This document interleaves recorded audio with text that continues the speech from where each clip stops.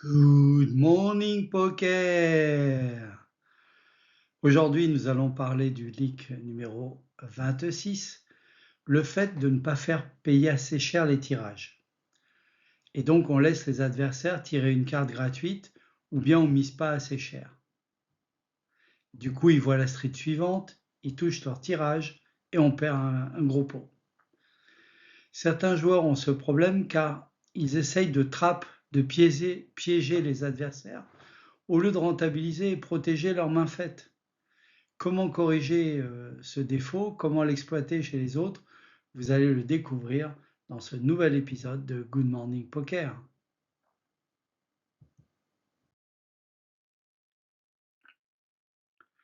Alors, faire payer les tirages, qu'est-ce que ça veut dire? Par exemple, tu as une grosse main au flop et tu mises petit pour, entre guillemets, garder le joueur avec son tirage. Attention, tu risques de lui donner la cote parfaite pour te battre. Au poker, laisser un tirage, voire la turn ou la river à bas prix, c'est comme offrir un billet de loto à ton adversaire, mais payé par toi.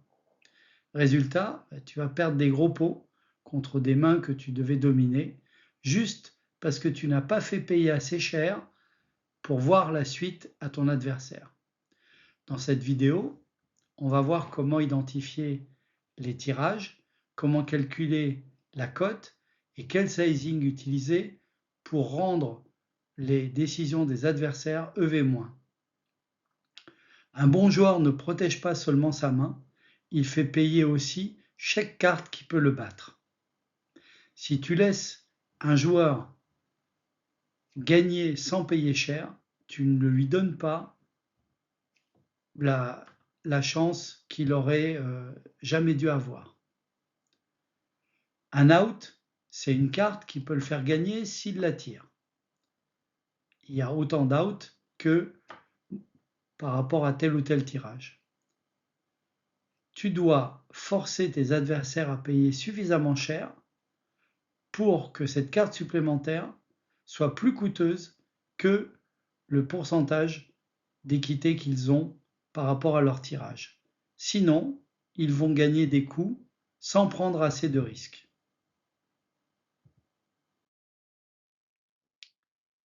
Alors d'abord, ne pas confondre un tirage avec une main faite. Une main faite, c'est une main qui est virtuellement devant, par exemple top pair, alors qu'un tirage, c'est pas encore une main gagnante, il faut que le tirage rentre pour que la main soit gagnante. Par exemple, un tirage flush, c'est deux cartes, par exemple, à cœur sur le board et deux cartes en main, et donc il manque une cinquième carte pour que ça fasse une couleur. Et c'est donc pas la main qui est devant pour l'instant. La deuxième paire ou la troisième paire est déjà devant ce tirage couleur, sauf évidemment si le tirage couleur sort. Donc, la deuxième erreur à ne pas commettre, c'est à sous-estimer les outs de l'adversaire. Donc, quand on calcule, on va regarder exactement combien l'adversaire a d'out par rapport à son type de tirage. Bon, je ne reviens pas sur ce calcul-là, à part le fait que chaque out, c'est une carte qui permet à l'adversaire de se retrouver devant par rapport à son tirage. Bon, deux petits très connus, tirage couleur 9 out, puisqu'il y a 13 cartes en tout, 2 en main, 2 sur le board, donc ça fait 4, 13 moins 4 égale 9, il y a donc 9 out pour rentrer un tirage couleur. Ensuite, tirage quinte par les deux bouts, là, il y a 4 cartes à un bout, 4 cartes à l'autre bout, ça fait 8 out, donc les deux tirages les plus fréquents et les bons tirages sont le tirage quinte par les deux bouts, 8 out, et tirage couleur 9 out. Après, on peut ajouter des outs pour des overcards, des outs pour des combinaisons flush et quinte à la fois, etc. Donc, une petite mise, eh bien, ça ça va donner des bonnes cotes à l'adversaire, il va payer et il va éventuellement te battre. Donc, il faut miser assez fort. Si jamais on décourage l'adversaire et qu'il fold, tant pis, mais il ne faut pas lui donner une cote directe trop favorable par rapport à son tirage. Un tirage couleur, 9 out, donc c'est sur 2 streets, c'est 36%. Pourquoi? Parce que chaque out pèse 2%. C'est facile à intuiter. Il y a 52 cartes dans le paquet, donc 50 moins les deux qu'on a, donc on va dire 50. Donc chaque carte pèse 1/50, c'est-à-dire 2%. Si le paquet faisait 100 cartes, il y aurait 1% par carte. Donc comme le paquet fait 50 cartes, il y a 2% approximativement. Donc lorsqu'on a 9 out, donc 9 cartes qui permettent d'obtenir la couleur, eh bien 9 x 4, 36. En vrai, c'est exactement 35 sur 2 streets. 36, c'est une bonne approximation. Donc, si on fait une mise qui fait que sur 2 streets, il va toucher 36% du temps et que il a misé moins que 36% par rapport à la cote du pot pour suivre, eh bien, il a fait une bonne affaire.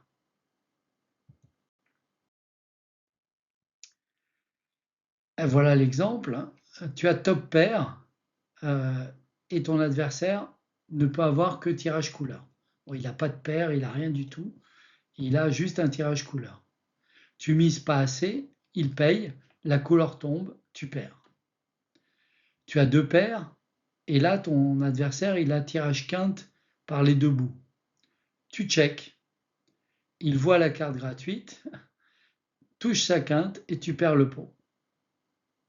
Il avait 8 out. Donc, à peu près 16% par street. 8 x 2, 16. Donc, une street, 2%. Deux streets, comme on tire deux fois, égale 2 fois plus égale 4%. Tu fais all-in avec brelan et ton adversaire te suit avec tirage couleur. Mais ton all-in a fait qu'il n'avait pas la cote. Il paye trop cher et perd un gros pot parce qu'en plus, il ne touche pas son tirage couleur. Tu gagnes.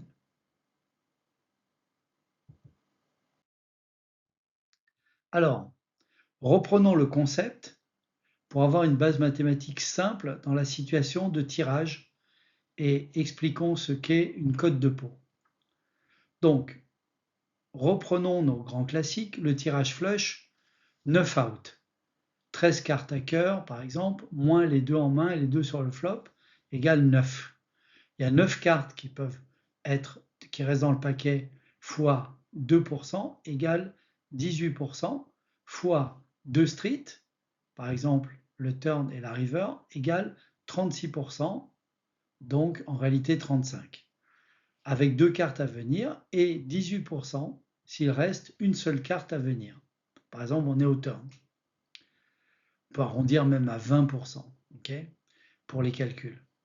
Tirage quinte par les deux bouts, OESD, Open-Ended Straight Draw, 8 out, les 4 cartes de chaque côté du tirage quinte, environ donc 16%, 8 x 2, 16, 2% par out, et 2 streets à venir, donc 2 cartes à venir, donc 32%. Donc là, le tirage quinte par les deux bouts, il est un peu moins bien que le tirage flush, mais ce sont les deux bons tirages, on va dire. Bon, maintenant, on va calculer la cote du pot. La cote du pot, c'est quoi? C'est le rapport entre ce qu'on doit investir, donc risquer, et ce qu'on peut gagner, c'est-à-dire le pot, y compris notre propre mise. Donc la cote, c'est la mise qu'on doit faire, divisé par le pot déjà existant, plus la mise que l'on doit payer. Exemple tout simple, le pot fait 100, tu mises 50. L'adversaire doit donc payer 50 dans un pot qui fait 150. 50 divisé par 150 égale un tiers égale cote du pot égale 33%.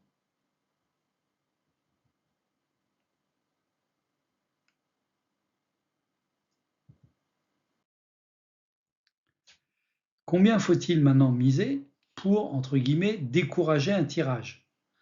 Il faut que la cote du pot offerte soit inférieure à l'équité du tirage.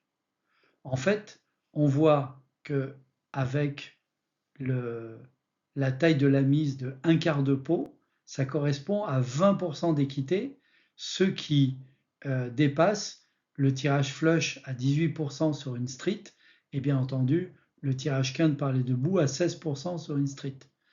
Il ne peut pas donc payer avec un quart de pot puisque son équité nécessaire est de 20%. Mais en réalité, d'abord il peut payer et repayer ou pas au turn ou check-check. Et donc, on peut aussi calculer la situation sur deux streets de tirage, c'est-à-dire 36% pour la flush et 32% pour la quinte par les debout. Donc, on va dire que ça doit être supérieur à un tiers. Si tu dois miser plus fort dès le flop pour décourager de suivre, et donc de ne pas autoriser le turn, qu'est-ce qui est une mise qui décourage si on veut que ça soit une erreur? Eh bien, au moins donc un quart de pot minimum, et idéalement entre 50 et 70% pour décourager de manière dissuasive sur deux streets, c'est-à-dire 2 tiers du pot. C'est-à-dire si on mise 2 tiers du pot, normalement, même si on check au turn, la cote du pot qui est donnée dès le flop, elle n'est pas valable pour les bons tirages. Donc 2 tiers du pot ou plus, ça rend tous les bons tirages EV- sur deux streets. C'est une mise dissuasive.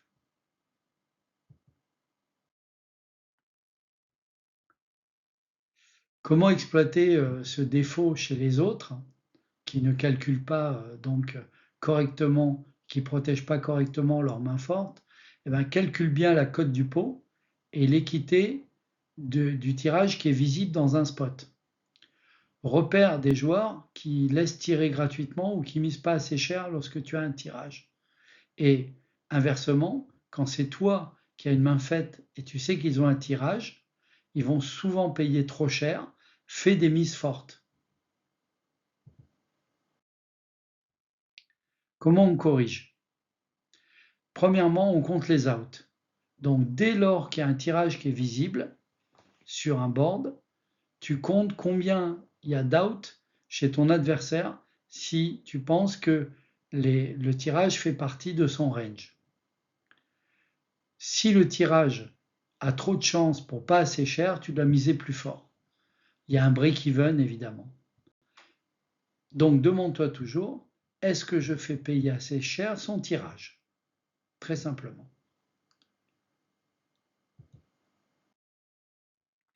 Le moyen mnémotechnique pour s'en souvenir, c'est le mot prix. Donc premièrement, fais payer cher, ne laisse jamais une carte gratuite à un tirage. Deuxièmement, pour ça, repère les outs.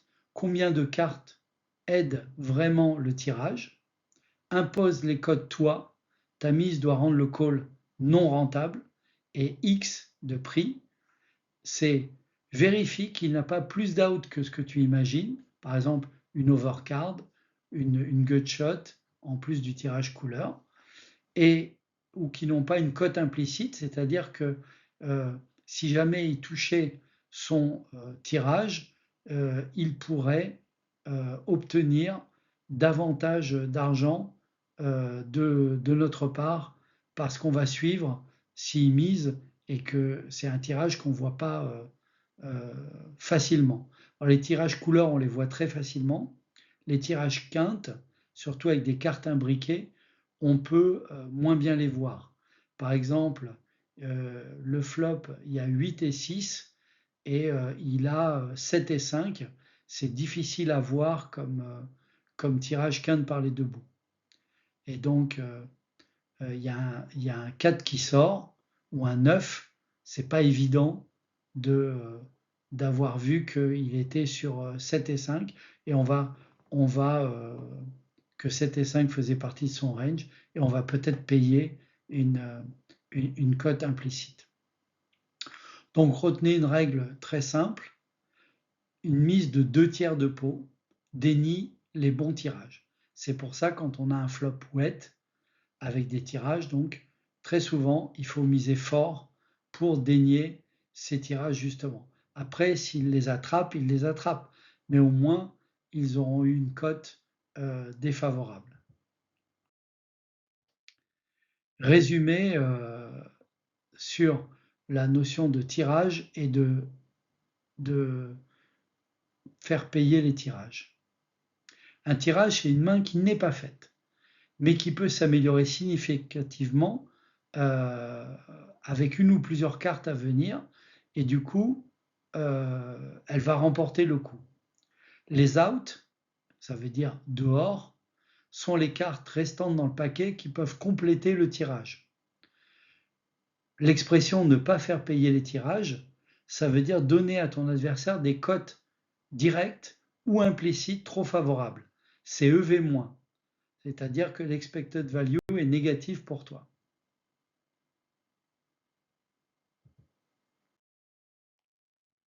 Voilà, tu trouveras tous mes livres en français, Poker Instinct, sur Amazon.fr.